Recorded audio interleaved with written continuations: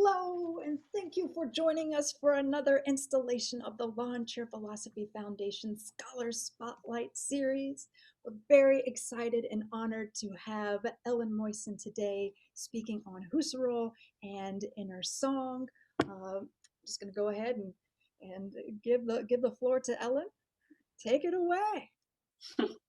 So I'm presenting today a part of my research, and in order to get the context, you need to imagine that you are actually performing and like playing an instrument, whatever instrument you want.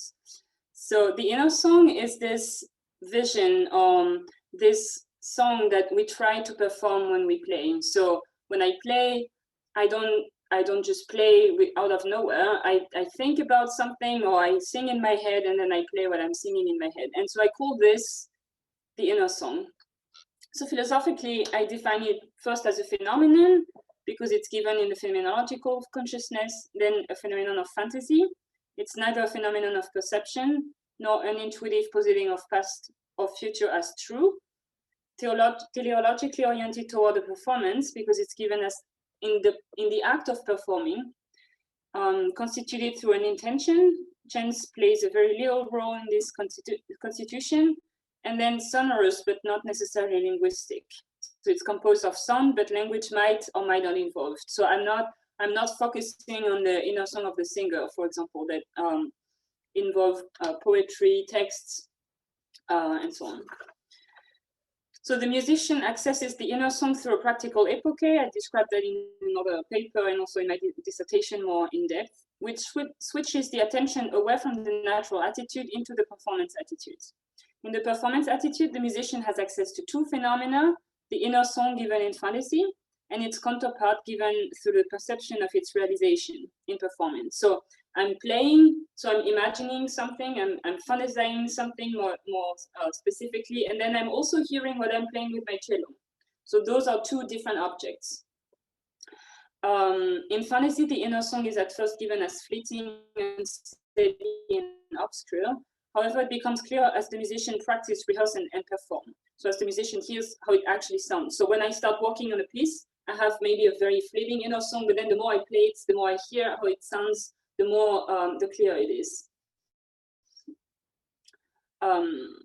So the inner song is more precisely an obscure fantasy that points out to a possible clear appearance in perception. So it's a fantasy object, but it points out to a perception, because at the end of the day, I hear it because I perform it. So in this paper, I will show how the phenomenological study of a music practice session uncovers a subject in the performance attitude, grasping both the inner song and its counterpart in perception, mirroring it. So there's this relationship of likeness between the two phenomena. So I will first provide a naive description of how a musician can experience the two phenomena during a practice session, then introduce more in depth the notion of performance attitude that I quickly evoked in the first part of this introduction, and finally describe the relationship of image between the inner song given in fantasy and the counterpart given in perception. So now I propose you to just like imagine you are performing. So I'm in Heidelberg, Germany, and I performed with my cello. I have practiced this practical epoche, which turns my attention away from the natural world into the world of the inner song. And I'm now in the performance attitude, listening to what I imagine, what I fantasy, and what I'm actually performing. So I'm conscious of my fatigue of the day, of the heat of the summer, the chair on which I'm sitting, the cello against my chest, the bow waiting in my hands, the room covered with whatever is there. I perceive the world around me, but I'm not busy with it. I'm busy with my inner song in fantasy. My intention is oriented toward my consciousness, busy with the world of the inner song, in which I can grasp these two objects, the fantasy inner song and the actual perceived song. As I perform, I can hear the two melodies. I can hear the inner song growing in my fantasy, and simultaneously, I can hear how it sounds when I perform it with my cello. So I have those two things going on.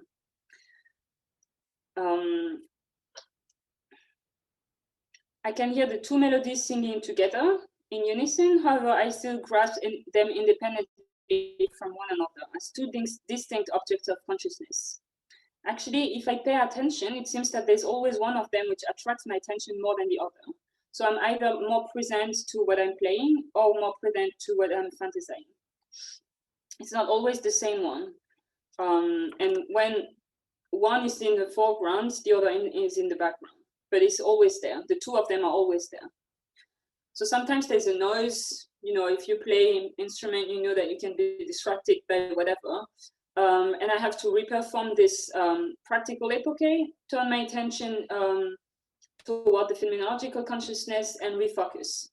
And then the whole session is like that. I practice, I listen to my inner song, I perform it, I try to focus, and I improve my performance by listening to my inner song, and I clarify my vision or my inner song by listening how it sounds. Sometimes, you think, I would like to hear that, and then you play it and it doesn't look like so good. So it doesn't sound like so good. So you modify your fantasy.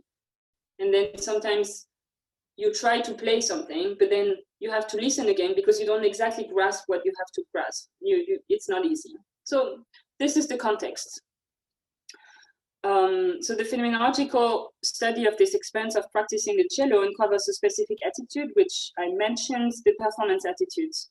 It is the attitude into which the artist switches when he or she performs music, and into which the phenomenologist needs to switch in order to describe the inner song. This attitude is acquired through a double epoche, a practical and a theoretical epoche.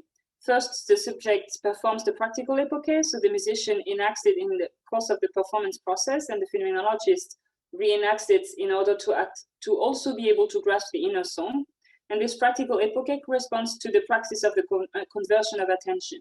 So through an effort, the subject practicing the epoche redirects his or her attention away from the natural world toward the intentional consciousness itself. Thus, she disengaged from the natural world in order to engage in the world of the inner song. The natural world is not negated, the subject is still conscious of it, it remains on hand. However, the attention is directed away from it. So the world is neutralized. It does not impact the grasping of the object anymore. So I described that more in depth in another paper, but I'm just sketching that now. In addition to this practical epoche, the subject desiring to grasp the inner song performs a theoretical epoche. In other words, she or he suspends the general positing of the existence of the natural world on hand in order to focus on the object that are given in the phenomenological consciousness, regardless of their status of existence. So here too, the natural world remains on hand. It is the standpoint from which the subject accesses the ego in its ego life. So this is a whole Husserl ideas one. I described that from this. However, it's neutralized. It does not impact the phenomenological grasping of the object anymore. So thanks to this double epoche, the subject switches into the performance attitude, and this attitude gives access to the inner song and its counterparts, the two objects being given in this phenomenological consciousness. So this attitude is related to the artistic performance, and I study it here from the very specific perspective of music performance. I consider it as an aesthetic attitude, a notion that Husserl does not investigate extensively, but he mentions in his letter to Hofmannsthal from January 1907, particularly regarding the case of poems. So he uses poems, and I use music performance. In this letter, Husserl points out how the aesthetic attitude is closely related to the phenomenological attitude. Indeed, both depart from the natural attitude toward objectivities. In the aesthetical, as well as in the phenomenological grasping of objectivities, the object is grasped regardless of its status of existence. In other words, the object might or might not exist. The existential aspect does not impact the grasping of the object. In both cases, the subject excludes the general thesis regarding the existence of the world on hand. And from that, it follows that the aesthetical, as well as the phenomenological, exclude the existential. This claim is later radicalized when Husserl argues that the more the object is offloaded from its existential status, the more it is possible to grasp it phenomenologically. And similarly, the more the object is offloaded of its existential status, the more it can be appreciated aesthetically. So in this newly acquired attitude bracketing the existential, the object is given as a meaning, as a phenomenon, and it becomes then possible to describe it phenomenologically. In other words, it becomes possible to clarify in a pure intuiting what the object means in its immanent existence, regardless of its transcendental existence. So describing the object phenomenologically consists in explaining how it is given through an act of consciousness independently from whether it exists or not. Concerning the specific aesthetic object, it appears bearing a value and it's accompanied by specific feelings, the ones that are not related to the existence of the object. In other words, the object impacts consciousness primarily for its aesthetic effects. And this is a theory that Husserl already mentioned in the logical investigation. He already says that in the aesthetical, he already say how the object of imagination impacts the consciousness for its aesthetic effects first and foremost. And so it motivates feelings which are related to what it is and would not be modified even if the object did not actually exist. For instance, joy, sadness, or amazement before the beauty of a sound. So when I listen to my inner song, I listen, I feel things, I feel joy, sadness, and so on, regardless of the existence of the object. The feeling is related to how this object is presented in consciousness, and it doesn't matter if it's performed or not or whatever. So the performance attitude is a form of aesthetic attitude in the sense that it under the umbrella of the genus of the aesthetic attitude. Indeed, the object which is grasped through this attitude is contemplated for its aesthetic beauty. For this reason, the attitude in performance presents the same characteristics as the aesthetic attitude that Husserl mentioned in this letter. However, it also presents additional characteristics that are related to the specific aesthetical givenness of the object in the course of the performance process. And moreover, in the case that I'm studying in the musical performance process. So during the musical performance or practice session, the performer is not just an artist appreciating the inner song and its counterpart aesthetically, but he or she also grasps these objects in the context of an act of creation, going back and forth between the two, as I described earlier, in order to refine the inner song through the perception of the performance and enhance the performance through the grasping of the fantasy. In other words, the artist performing music is a creative artist who grasps the object of fantasy in order to realize it in performance and grasp the object of performance as an image of this fantasy object. So I see that as a relationship between Vorbild and Abbild. And I see the performance as a Realisierung. So I realize it, I make it real in the Husserlian terms. So this specific type of phenomenological grasping impacts the status of the natural attitude. And this is where the performance attitude adds something to the aesthetic attitude that Husserl describes. Indeed, the performer accessing phenomenological object from the standpoint of the natural attitude needs to remain engaged enough in the natural attitude so that the act of performance can take place. I cannot be so much absorbed in my inner song that I'm starting to play chaotically, you know. So I need to have this grounding enough while not being fully engaged. And I think this is very particular. It's a very specific case that is related to the performance context. So during a music practice session or performance, the performer engages with the instrument through perception and the natural attitude. I need to feel my cello. I need to hear if it's the intonation is good or not. I need to feel the bow. I mean, I don't know. It depends which instrument you play, but you need to have this very lively perceptive relationship with the instruments. And it's from this specific standpoint that the musician switches then into the performance attitude to grasp the phenomenon. And I think it's something that we can see if we watch like musicians playing on stage. They look like they are here, but not really here. They are engaging with their instrument, but they're also somewhere else. And I think this is the interesting thing here. So if the musician performs and then listens to the inner song, there's a switch of attitude. The musician engages with the instrument through perception in the natural attitude and then buzzes him or herself with the phenomenon in the performance attitude. However, when the musician performs while listening to the inner song and its counterparts, something different happens. The performer remains engaged in the natural attitude, but not enough to disturb the grasping of the phenomena. In other words, the performer remains conscious of the natural world, but as she or he is busy with the phenomenon, he is in a way blind to this natural world. This heavenly, hovering attentiveness to the natural attitude while being busy in the performance attitude provides both the necessary connection with the natural world through the senses necessary to perform, and the freedom to grasp and work with the phenomena through intuition. So in the postscriptum of this letter, Husserl describes 3 golden rules for the artist. The second one is the following, I quote, "He, the artist, should follow purely and solely his daimonion, which from within drives him to an intuiting blind production," end of quote. So for me, and even if I'm here interpreting very freely and giving a new meaning to Husserl's work, this expression, intuiting blind production, describes perfectly what the musician does when engaged in the performance attitudes.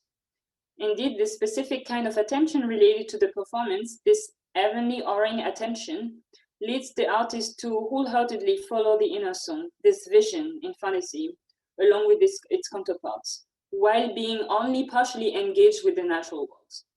In other words, the artist produces the object of performance both in a state of full intuition of the phenomena, and of semi-blindness to the natural world. Moreover, the more the artist engages with the phenomena given in consciousness, paradoxically, the better he or she can perform with an instrument.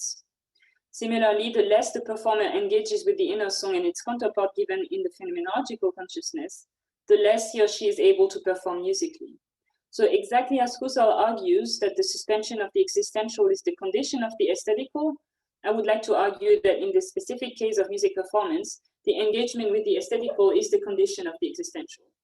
So the more this object gets its existence from this engagement of the artist with the aesthetical. So in the performance attitude, the musician accesses the world of the inner song, in which 2 phenomenological objects are given. So first there's this object of phantasy, which is a sketched model, so this Vorbild, here the inner song, and then there's a perceived object realizing this image by mirroring it, this Abbild. So this object corresponding to the hearing of what I'm performing. These 2 objects are not given in the phenomenological consciousness in the same way. The object of perception is presented, gegenwärtig. It posits the object as transcendentally existent, whereas the object of phantasy is represented, vergegenwärtigt. The object might or might not exist transcendentally to consciousness. This means that the synthesis of fulfillment of the intention in intuition is not the same for the 2 objects. It's only the synthesis of fulfillment in perception that gives the object in full body. So this is I'm just taking what Husserl says when he distinguishes perception from phantasy. And I'm reading after Bernet. So this is the interpretation that I'm following here.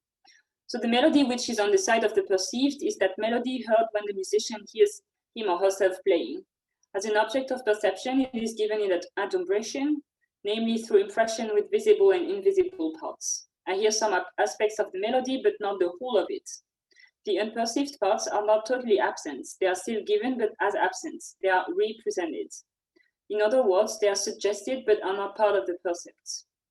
The perception is in adumbration offers infinite possibilities for the fulfillment of the intention.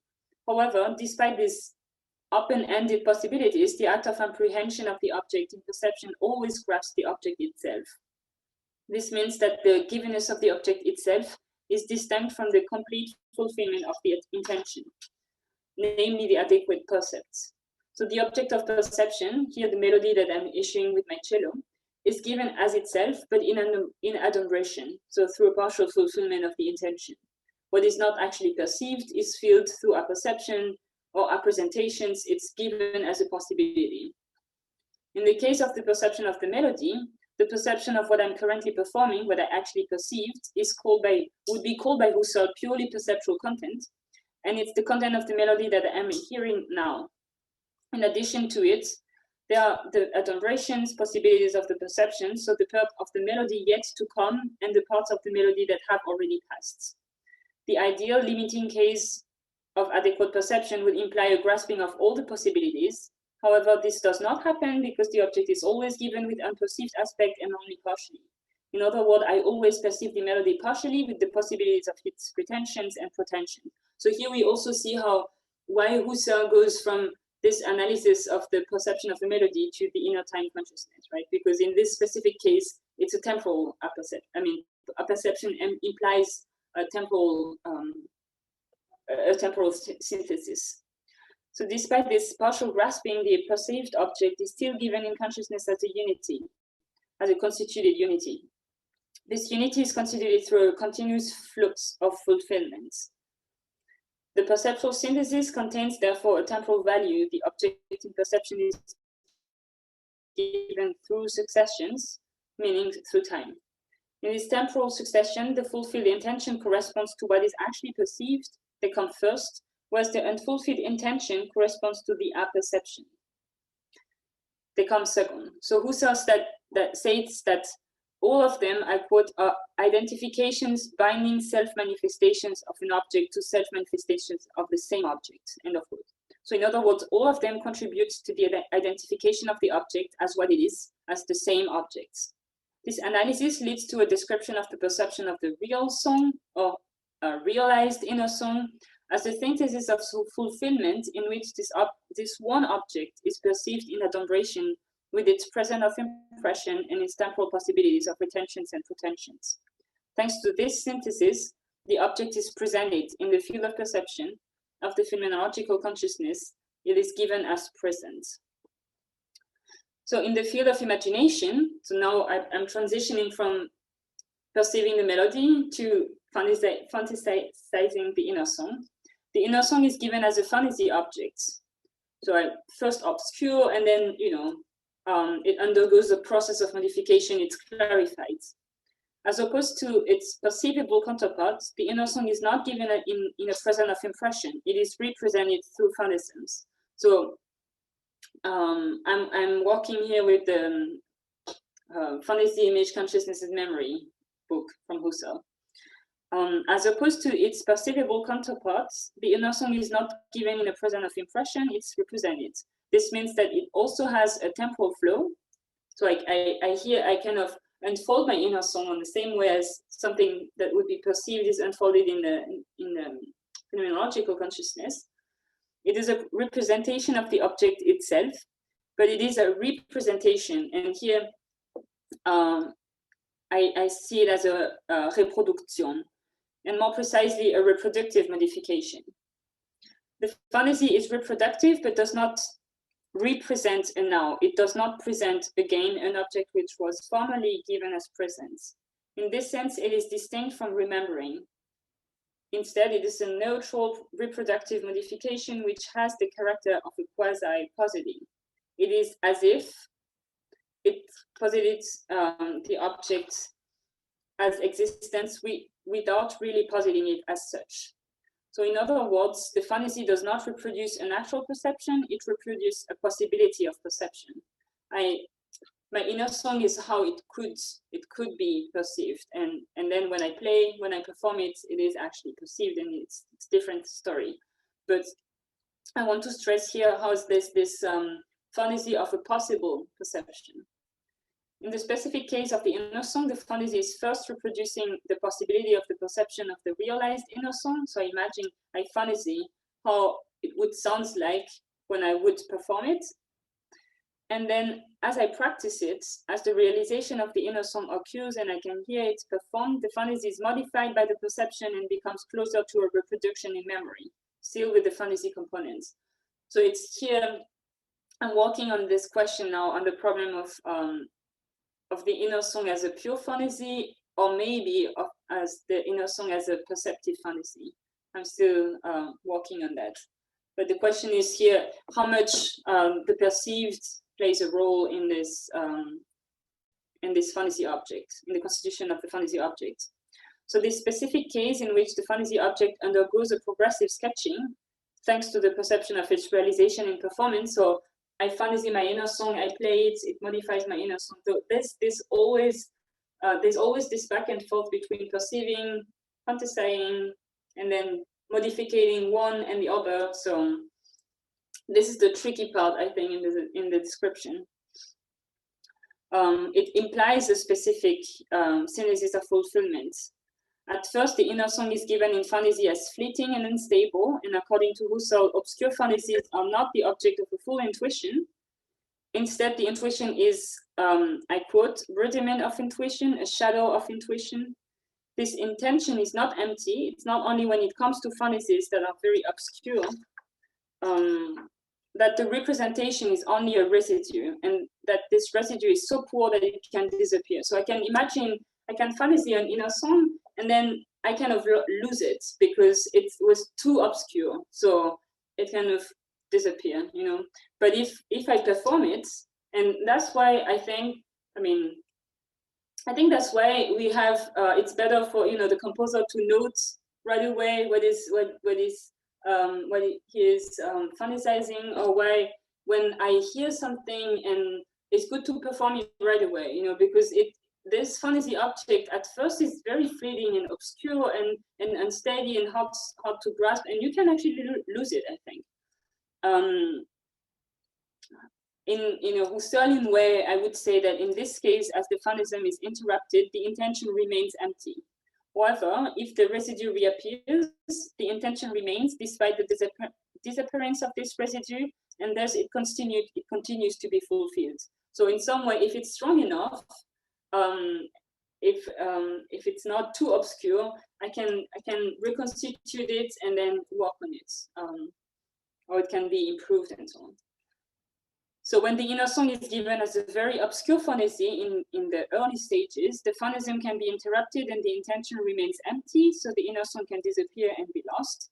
However, if this residue was sufficiently clear and reappears, if I'm able to grasp that residue again, then the intention can continue to be fulfilled. This means that the possibility of the continuation of the fulfillment of the intention in fantasy is the reappearance of the primary obscure fantasy. And I think it would need to be worked in detail, like how much this process of clarification actually happens for each kind of inner song, when I'm improvising, when I'm composing, or when I'm interpreting from a score. I would say that for interpretation, when I'm interpreting from a score, it's probably way clearer than what the composer can have in fantasy, you know, because you have a minimum of perception. But yeah, this is to be investigated further. So yeah, the fantasy is the reproduction of the possibility of a perception. In other words, its degrees of clarity depends on the degree of clarity of its possible perception. Husserl states that the obscure fantasy, I quote, turns into actual intuition only when a sufficiently rich image is given. End of quotes. So this sufficiently rich image is a fantasy which points out to a rich perception.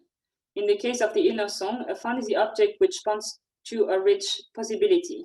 When this first fantasy object is sufficiently rich, another grasping of the residue, interpreted as the same residue of what was primarily given is necessary in order to turn this grasping into an actual intuition. So here there's the whole question of the unity of the object, and how it can be kind of recognized or interpreted as the same object. My inner song, for example, from this score, when I worked yesterday is the same than today. If I worked on the same piece, you know, this the kind of questions here. So yeah, it's only when it's sufficiently clear that it can be reconstituted. And in this way, the primary intention continues to be fulfilled. This is one reason why an act of the will, which is also an act of interpretation, should be in play. Indeed, the reappearance needs to be interpreted as being the same as the first appearance. Then the clearer the fantasy is, the easier it is to identify this residue as a residue coming back to continue the process of fulfillment of the intention, and not as a new residue. During this performance process, the musician realizes the inner song through performance. Thus, the primary obscure fantasy does not point out to a possibility of perception anymore, but very early to an actual perception, because I'm not just I'm hearing when I'm performing. So this perception becomes an actual perception.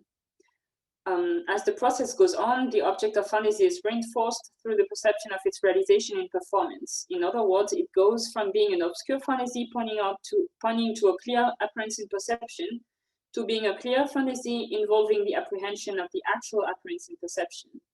Thus, the fantasy is not the reproduction of a quasi-perception, but the reproduction of a quasi-perception involving an actual perception, a reproduction which involves both the reproduction of a possibility of expectation and a reproduction of a past memory. So this leads to a temporal analysis, because then it needs to be understood more genetically, right? Taking in consideration the temporal process. So the fantasy object is then characterized by a specific type of present, of now, which is the moment of givenness of the object coinciding with the inner pulse. I call it the Ur fantasy. So I don't develop this, but when I was interviewing a drummer, he mentions how with the drums, you need, and probably with everything, like you have this basic rhythm that comes from, that you feel in yourself first. And then you kind of unfold your performance and your fantasy of this specific piece from this rhythm. So there's some kind of primary temporality, which I think is kind of pre-egoic, which is this inner rhythm. And then from this, I unfold the inner song. And I think you can see that when you watch people performing, or also when you perform yourself. I mean, you never come on stage and you start playing. Like, you always feel the rhythm and then you start. And even that's the same in folk music, that's the same in jazz. I think it's transcultural, whatever, it's always there. You need to first catch a kind of primary bit, this inner pulse, and then you start from that. And I think the fantasy, the present in the sense of the now of the fantasy object is this, I hear my fantasy on this beat, but I'm working on this description right now for my dissertation, so it's not fully accurate, but it's like a primary understanding. So this reinforcement of the fantasy object through the perception of its realization is first made possible by a specific relationship between the inner song and its counterparts. So as I said earlier, there's a relationship of likeness between the inner song and its realization in performance. In other words, what I perform is supposed to be the image of what I'm fantasizing. And this is something that personally helped me in my musical practice. Is when my professor told me, instead of just focusing on the score and then performing what is on the score, like sing in your mind, sing in your head, and then perform what you hear there. And this was really a revolution. Like for example, hearing the notes before performing it, the intonation is much better. Or if you sing like the phrase and then you perform it, it's usually more musical. And I asked like tons of friends who are musicians and teach music to try that with their students, and they say, yeah, it's much better. I mean, if you have this first catching of the fantasy and then you perform that, your performance is really different. So I think there's also like a practical implication of my research, because I kind of also want to say, try this and try to see and try to identify this inner song and perform it. Then you will see. I mean, I'm really sure that it would it help any kind of musician. Like, not I'm from the classical. I have a classical background, but I'm sure it works with anything. So what I perform is like what I fantasy, and the more I work on that, the better it is. So there's a process of realization, Realisierung, which makes the fantasy object real. So the performance, the inner song, is offered as a perceivable object. So when I'm performing, I'm actually giving my inner song to listen to the public. Thus, the performance presents the represented in the sense that it makes it present. Then the object of perception participates in the constitution of the object of fantasy as its correspondent, thanks to this resemblance, by breaking into the field of phantasy. So these two objects are not separated. They are related to this through a relationship of likeness, so they are correspondents. Husserl speaks a lot about the correspondence of an object of phantasy with an object of perception, and he goes from the perception to the phantasy, and I'm reversing that, saying that in this case, it's the opposite. The phantasy is, you go from the phantasy to the perception. So this original distinction between the field of perception and the field of imagination is not so clear anymore. And then if it's true that an object of imagination can be properly speaking presented among the object of the field of perception, the object of perception here, the perceptual correspondent of the inner song, can break into the field of imagination to be represented among the object of fantasy. So Husserl, and he kind of blurred the picture along the way, but at the very beginning, he really says that an object of imagination cannot break into the field of perception. So those two fields are really different. But in this specific case, it's true that my inner song cannot be presented among, with the actual song, but it's very true that the actual song breaks into the fantasy and modifies it. And this is where I still have to see if it's a perceptive fantasy or a pure fantasy. So this process of the perceptual breaking into the fantasy happens through a temporal synthesis. I call the intention related to this synthesis of fulfillment the performance intention. It's one unique intention with two apprehensions. The intention is being fulfilled by a temporal synthesis involving a succession of reproduced fantasies and perception. Indeed, I fantasize a primary obscure inner song. I realize it through a performance. I hear that performance. It modifies my fantasies, and so on and so forth. So in other words, there's a continuity through time of discontinuous intuitions of objects.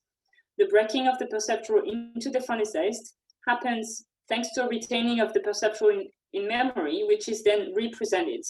In other words, it is because the perception of the performance is retained in memory, presented through impression and memorized, that I can take part then in the constitution of the reproductive fantasy. So even in the case of an inner song that is not actually realized, it's still memory which allows the intuition of how the inner song would sound if it were perceived.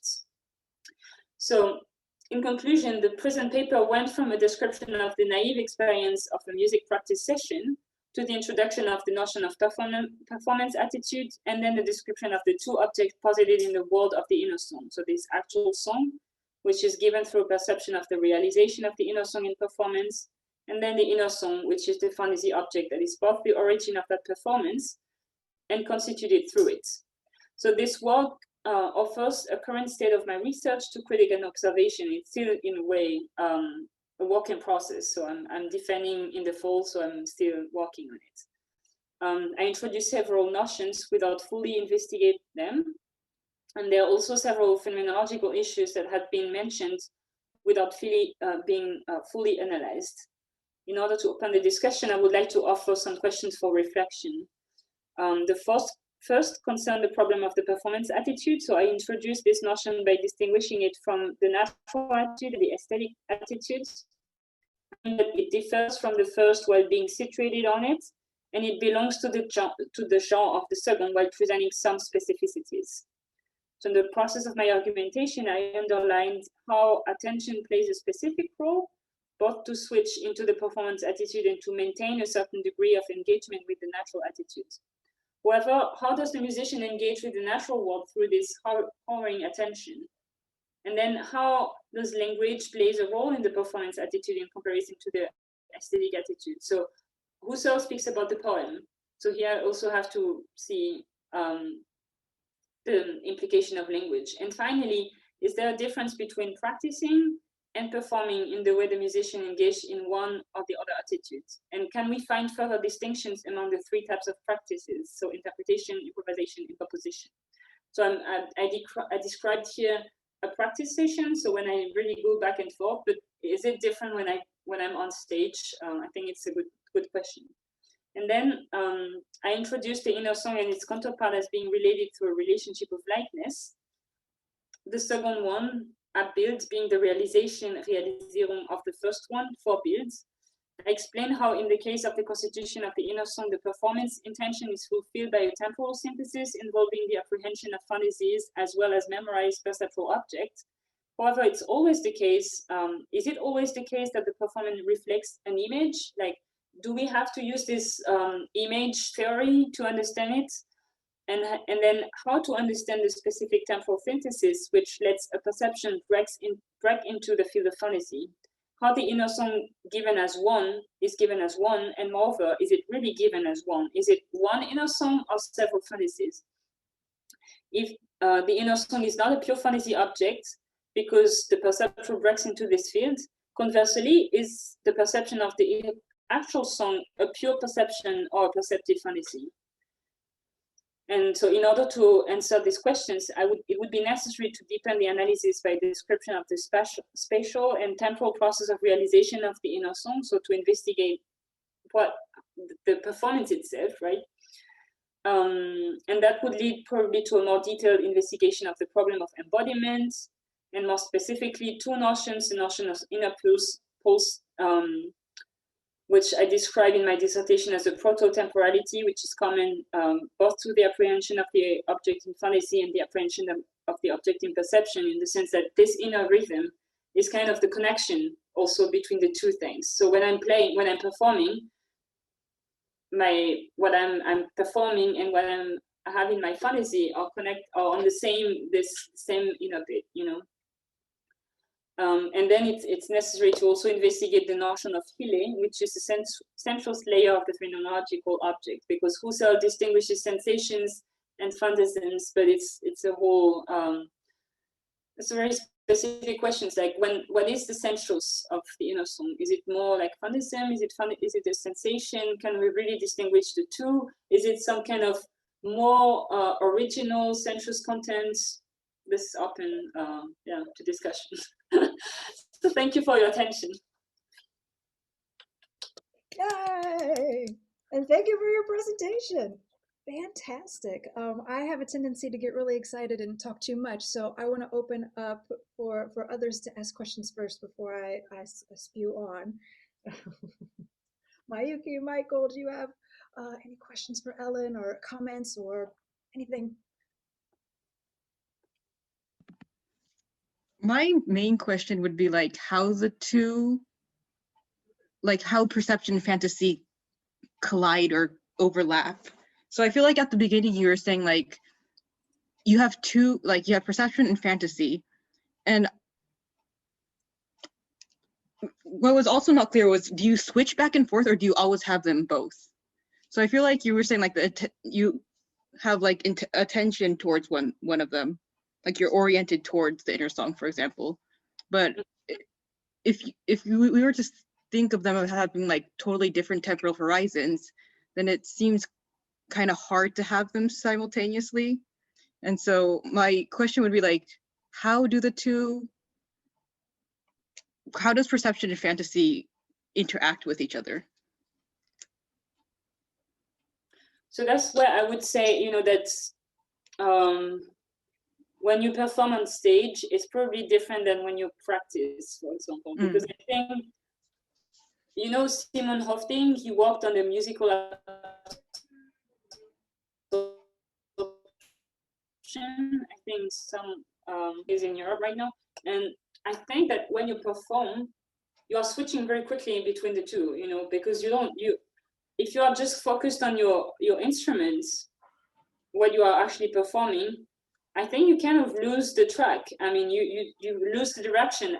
Think about it. If you are focused on how you realize your inner song, I think it's when you do mistakes, you know, like I can imagine when I perform something and then I know that I will have a move to do that is a little, you know, far away and difficult. If I focus on this difficulty and I focus on, you know, how it should sound and stuff, I think I lose the focus. So I need to follow this this inner song that is continuously, you know, being unfolded. But on the same time, I should not be so much absorbed that I'm losing track of what I'm performing. So I think there's a very quick like back and forth. And then I think when you practice, you can actually do this back and forth very like, you know, to separate them very quickly, because you can stop, like think about it. You play and then you hear, oh no, I don't want to hear that this way. So you stop and then you listen, and then sometimes you sing it out loud, and then you restart. And so I think this is where the description of the attention process takes place. I think we are always in a phenomenological attitude, so I think you don't go back to a natural attitude. You remain in the phenomenological attitude, but in this attitude, you switch back and forth between the two objects, Yeah. At the beginning of my research, I thought that we were switching between natural attitude, phenomenological attitude, but I don't think it's the case, because I think in the whole time you are in the phenomenological attitude, and then you have a kind of minimum engagement with the natural attitude, because Husserl himself said that the natural world never disappears. It's like the ground is the same point from where I can switch into a phenomenological attitude and grasp phenomenological objects. So yeah. When you're like performing and you're playing exactly what you want to play, like it feels like perfect, like you think you want to play this and that's exactly the sound that's coming out. Is that an overlap of the two attitudes, or are you still switching back and forth? I think you always switch back and forth, but I think this is different. It's a different question, because I think this is the problem of the image and this Realisierung, this, how do I realize it? I would say that the genius, or the greatest musicians, are the one that give you to hear exactly what they fancy. I interviewed a soloist in Pittsburgh, like an international cellist, and he told me during the interview, I'm lucky because I perform what I want to perform. And I was like, wow, it's not my case. I have to work so much to actually hear something that is actually never exactly what I want to perform. But I think the greatest musicians have this immediacy, and then it's an image, but I don't think it's the same object, Okay. And I would preserve the perceptual as a perceptual, and then I would work on the imagination. I mean, the fantasy object, because obviously perception plays a role there. But then, if it's a perceptive fantasy? Then what kind of perceptive fantasy it is? It's not the same as the theater. What happens when you watch, actors on stage that Husserl describes in Fantasy, Image, Consciousness, and Memory? I think it's a different kind of perceptive fantasy. But yeah, I'm working on that with Rudolf Bernet. He has an interesting understanding. Yeah, I was like wondering, can fantasy be fulfilled? Like, if it's like pure fantasy, for example, I feel like that there's total freedom. It's like totally neutral for Husserl. So I was a bit hesitant if it could be an empty or a fulfilled intention. Yeah, I don't really know. I mean, I'm working on it still. Yeah. If you think about somebody who plays the same thing 20 years apart, like there's a cellist in Europe, Anna Bilsma, a Baroque cellist, who recorded the Bach suites for cello twice, with maybe 10 or 20 years in between. Like, I don't know what kind of intention it is, and I don't know how the fulfillment is. Like, is it a different object? Is it? I would say that you can kind of fantasy and modifies the object of fantasy like endlessly. I think there's always a different way to fantasy. It looks like something open, And I think it's actually what Husserl described too, that the fantasy object, at least the pure fantasy, it's always changing, and then the intention has this open fulfillment. I personally think that the possibility for ideation within a fantasy object might be a way to go to reconcile these this transformation of a fantasy object into something that is sensed and expressed. I'm pulling from On the Division of Experiences into Impressions and Reproductions from somewhere between 1910 and 1912, where Husserl makes a distinction between an originary experience as an impression, and then the reproducing experience is a sort of idea. And he goes on to say that every impression in the second sense can be converted into a perception as an act that means something. And every perception is itself an impression in this sense. Every reproduction can be converted into a memory, into any sort of representational act of meaning that is itself a reproduction. He goes on, hence, in the case an impression or reproduction is not the basis of an act of meaning. I can also say that an act of meaning can be established in them, and in that way, perceptions and representing presentations can arise. And I have a, there's a bias of mine for focusing on that because my research entails focusing on the common ground between scientific measure and musical measure and how it can constitute at least a vague possible science of the life world.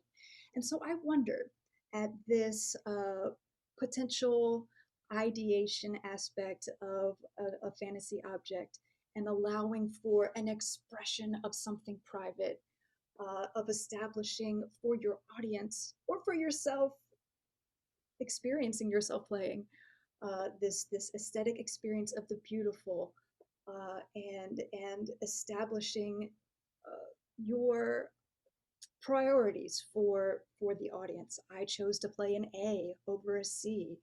I can't explain the inner workings that led to that, but I can share something of my inner world, and because of that idea involved, whether it be the idea of an A or a C or a rhythm or a counter rhythm or what have you, I can establish an objective measure.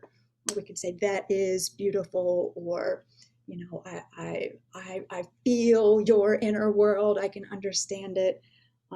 So I feel like I've rambled, and I don't know if there was a question in that or if that was more of a comment. But I guess I wonder at at your thoughts on the possibility of there being an ideation in this fantasy image that's more than just a depiction, but also allows for a sort of eidetic genesis.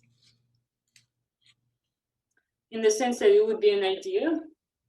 Yeah, Yeah, like more perfect than what you can play. yeah, and I think this concept of practicing and making more clear that inner song can lend itself to the constitution of an idea out of this more general possibility uh, that can then be realized. Um, and like I said, I do have a personal bias in that I answer yes, that is possible, but I do want to put that out for discussion and see what you think about the possibility of inner song revealing the possibility of an objective study of individual life worlds, priorities, or what have you. Um, I don't know. Yeah. I don't know.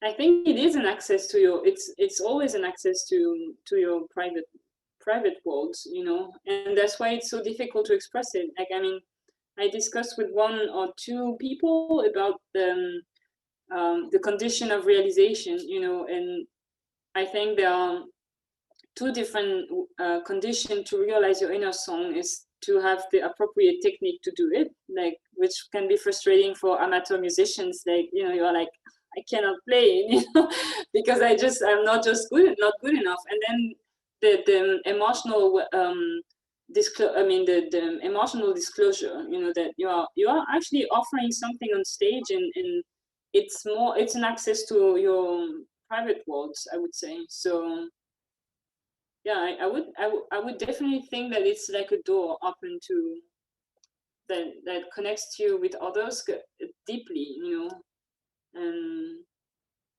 and then this is the whole work on emotions and stuff. For example, one time I asked a musician, like, and what about when you have to play something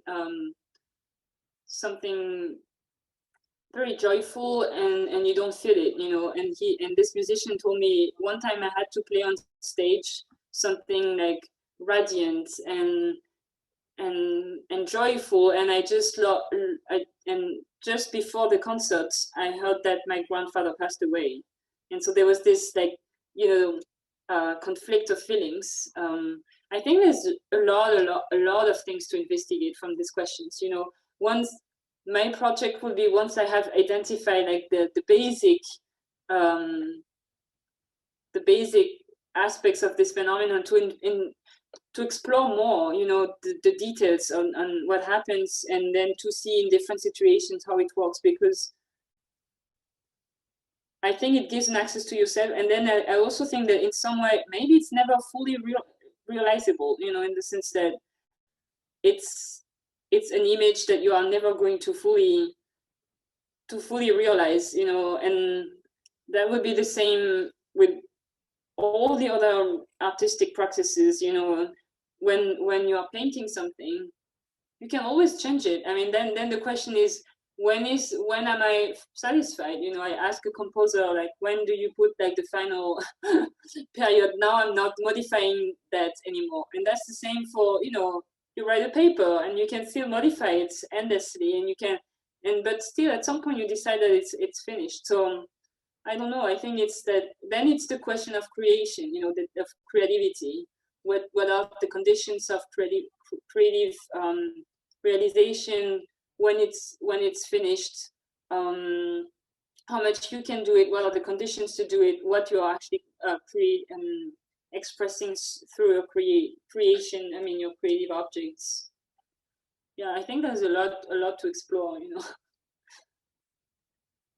Oh, I can't find where he wrote it, and oh, it's upsetting me so terribly that I can't. But he writes somewhere about these representations acting sort of like a counter rhythm. So you have this inner pulse where there's this steady flow of nows falling back into this abyss of no longer now.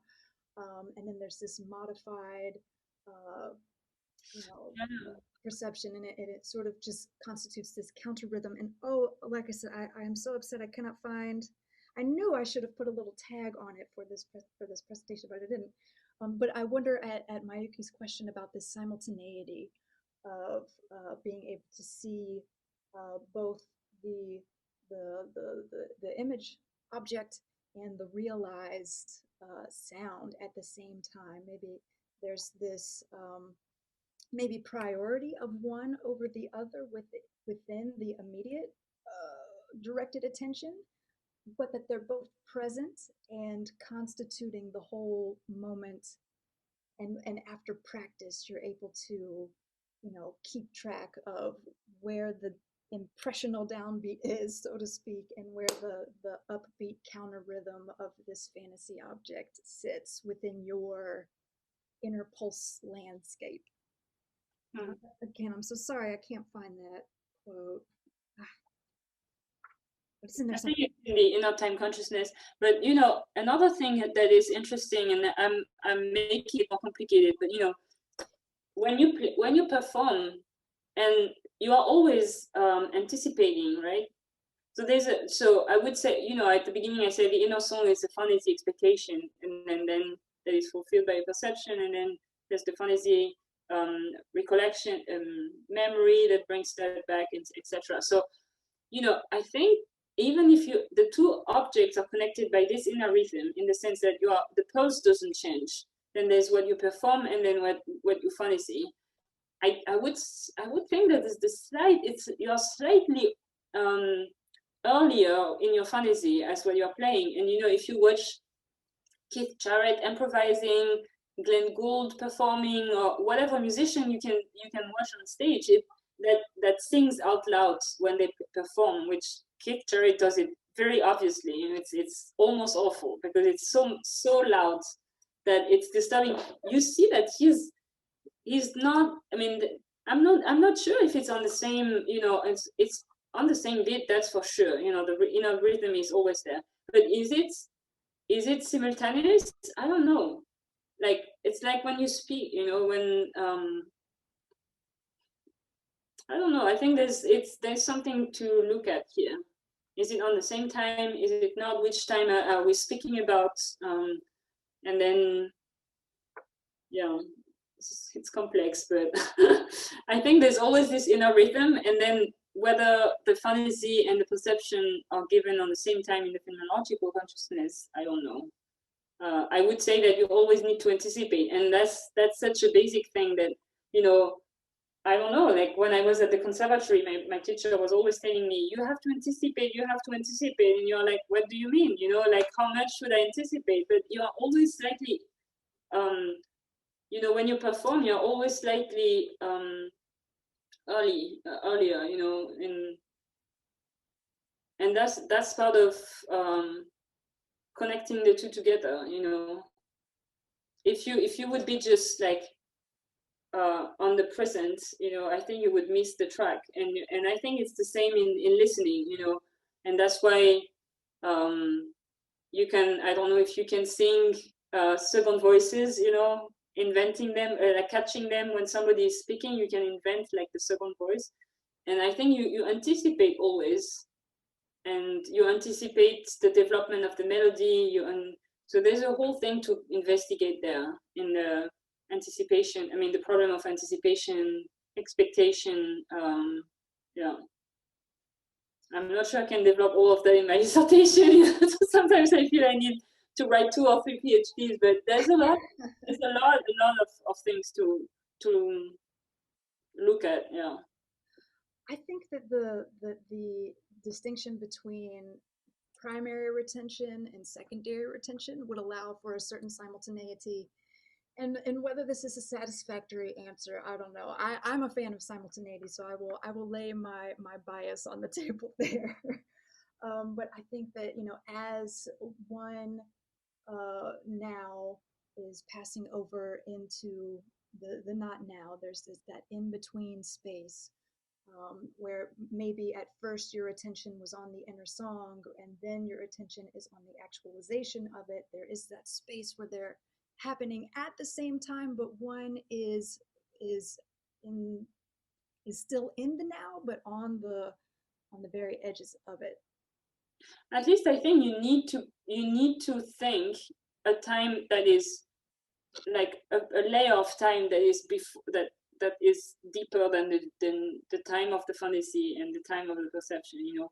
And that's why, and then you need to investigate the ego layers, you know. So that's why it becomes complicated, and I think I need to read more of the late Husserlian text to understand that. But I think what is interesting with this like situation when you are performing is that the perception and the fantasy forces you to go deeper and in the different layers of consciousness to maybe a deeper sensuous content that is common to the two, a deeper temporality that is common to the two, and you know, to go, yeah, in the deepest layers of consciousness.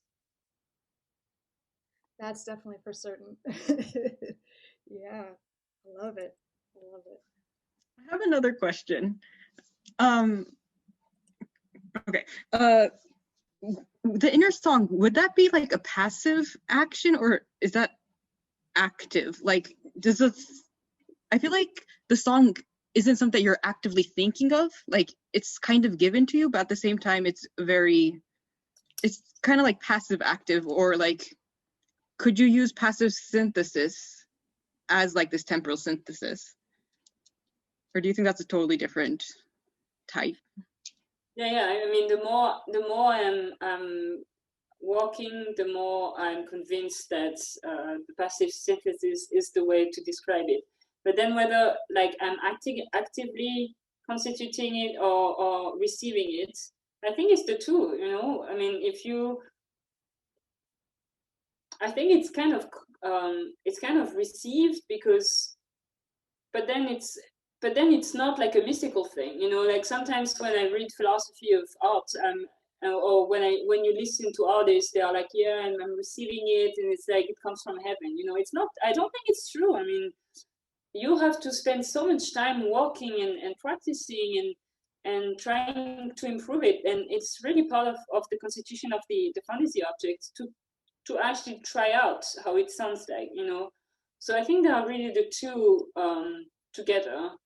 I don't believe in the mystical interpretation of, you know, the artistic gesture.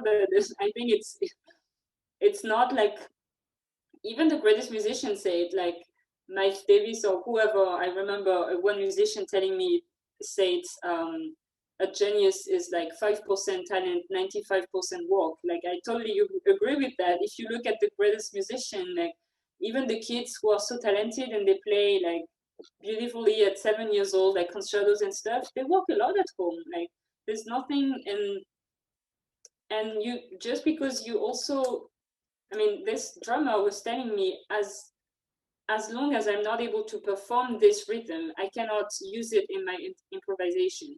So I think the better you are, the best your inner song is. I think the problem with amateur musicians is not just that they don't have enough technique, but their technique is actually limiting what they can fantasy, because you don't really know how to do it. You know, I think, yeah, I think it's the two, you know, that it's not just active, and you have the moment when the idea comes, you know, comes to you, and sometimes it comes when you're passing on the street, and sometimes it comes because you are just resting in peace in your room and with your instrument, and you know, sometimes it's like, I don't know, if you, I like dance as well, and sometimes I hear music, it makes me dance, and sometimes not, you know, and sometimes I have to go and stop my bar exercise, and so I think it's the two. It's not like, it's not just passively constituted, it's almost without the act of the wheel, and it's also not just an act of the wheel. Yeah. I apologize. Sorry, I don't have my camera on because I arrived late and to this session, but putting some of the pieces together of what I could gather on like the inner song and stuff since I arrived late. Is there any exploration of drive or desire in Husserl in regards to fantasy? Because I think of whenever I hear fantasy, I always immediately, my mind immediately jumps to psychoanalysis, and so particularly Lacan, simply because I'm probably, out of all the psychoanalysts, Lacan is the one I'm most familiar with, and yeah, Lacan talks about how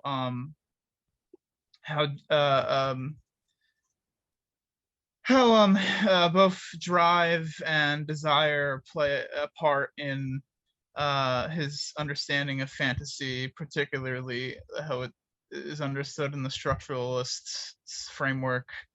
But sorry, I'm a bit rambling, but I was just, so yeah, I was just, yeah, thinking of you know, desire, or you know, drive or desire, how, if that plays any sort of framework in Husserl's concept of like fantasy, especially in relation to this inner song, because like, you know, you're talking about how like you're anticipating something, you know, anticipate like the, like in the notes of like of a particular piece when you're playing a particular piece, and I just was like, you know, thinking like, you know, I feel like you have to have like a some sort of, yeah, the desire of wanting to really make these notes encapsulate the fantasy of like what they sound like in your head. But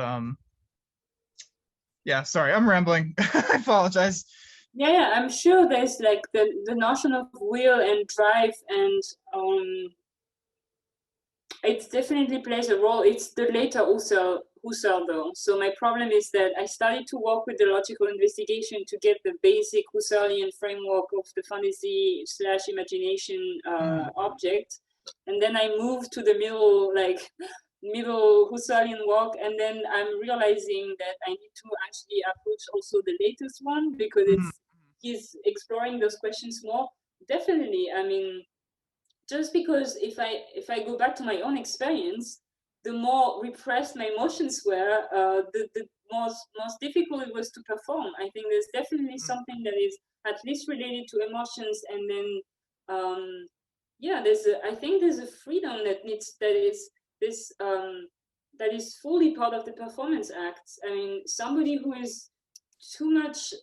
So this same drummer, he told me he wrote his master or whatever thesis in the conservatory about arrhythmic people, like people who don't catch like rhythm, you know.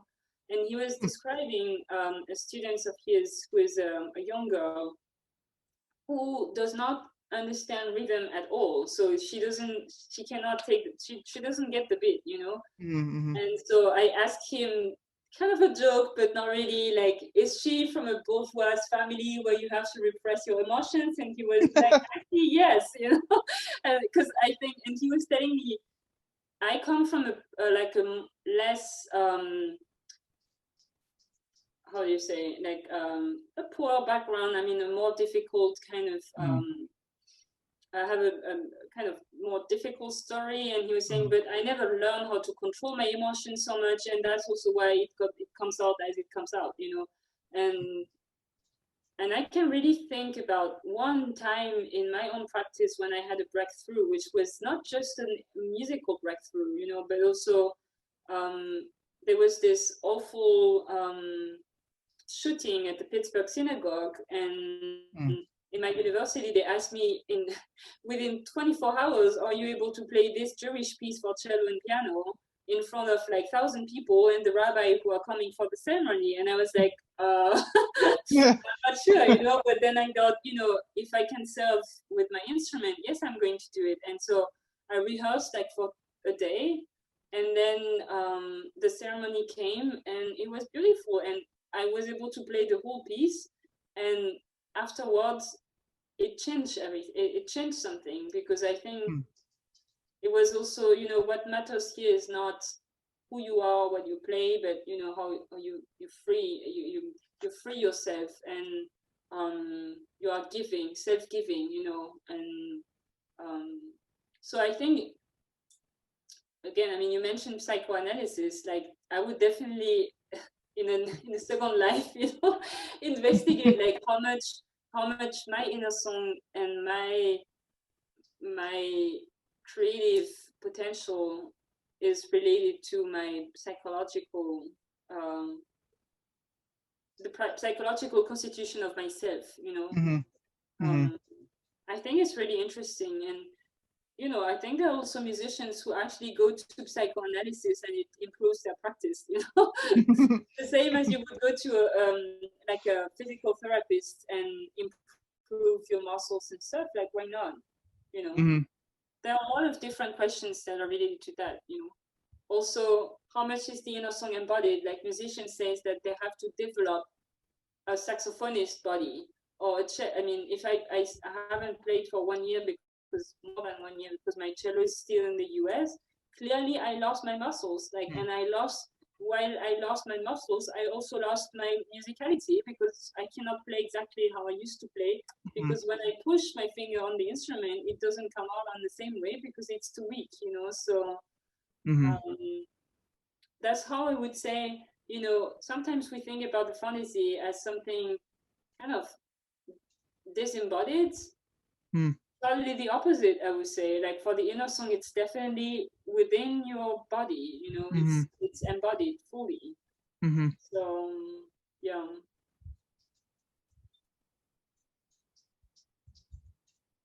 It definitely talks about psychical dispositions and ideas one, and how it plays a role in our how it is we synthesize moments, both spontaneously, but but how drives sort of instinctually play a role in that. I'm looking at section 85, the end of that.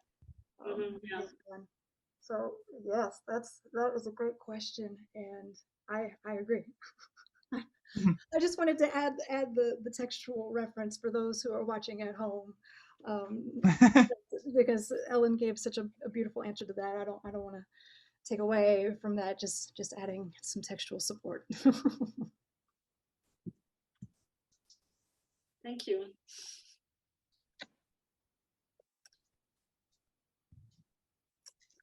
Well, Ellen, I know that you have other things going on, and we could sit here and capture you for the rest of the evening. But are there any more questions or comments for Ellen? You all? Okay, well, thank you so much. This was a beautiful presentation. And I'm so excited that you joined us.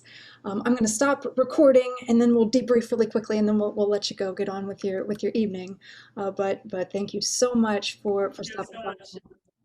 Yeah. Okay. Stop.